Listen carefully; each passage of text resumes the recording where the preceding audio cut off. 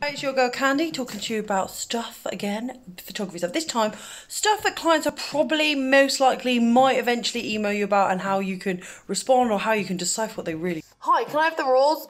No. A lot of clients think that if they get the raws, they're getting more for their buck, right? What they're actually getting is a big headache because they need the software once to open those raws. But also, you don't hand over your raws unless you are got that written down in contract or you're in some kind of weird arrangement where they need the raws, they're going to do in-house retouching or something else. Because when the random client asks you, they've probably read it somewhere on one of those mum groups, or because that was where it was prevalent when I got it.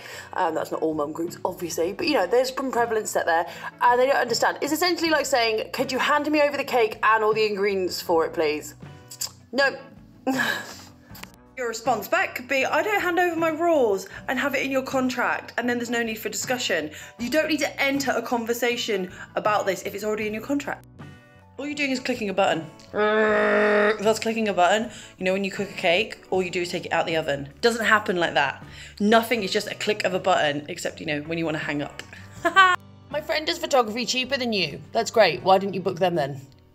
A lot of people will say this when their friend doesn't do it, or they don't have any understanding of what the photography is, or their friend is a side hustler and isn't doing it full time like we are. Remember, photography is a luxury item, okay? I thought I was getting all the images. No, you weren't. It's in the invoice here how many images you get. It's in the contract how many images you get.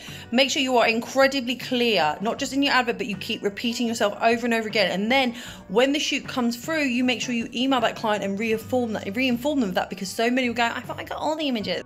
Can I get a discount? Well, first of all, are they a repeat customer? 2, well done for asking. A lot of people don't like asking. 3, don't be offended if someone does ask, but also they should be aware that you can say no.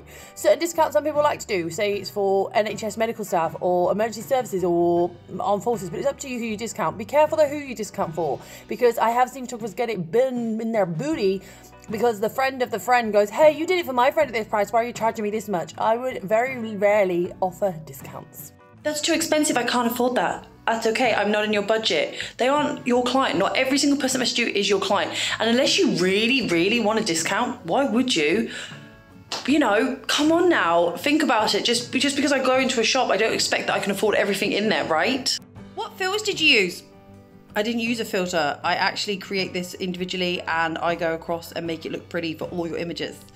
Clients often get the idea that you're using a filter. Try not to get upset about it. The reason why they think it's got a filter, because look how social media works. They call anything that edits an image on their platforms as a filter. So that's where the people are coming from. All you have to do is say, I don't use filters. It's a bespoke style to me. It's the way I edit the images. It's not just a one-click button as you might think. It's not automated, although we do know we automate some parts of it. I just want the images, I don't need print. Why are they more expensive? Well, images are everything, as in we hand you it all so you can go print to your heart's content. And images, well, when we get the prints done for you, that's the print. You don't get the digital image so you can keep printing, which is why prints are at a certain price and digital files should be a lot more expensive.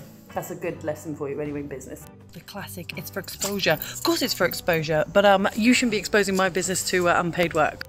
Because people deserve to get paid, and if you're actually reaching out to them, you actually see what they do as having something of value, and therefore you should be paying for that, because the world isn't made up of freebies.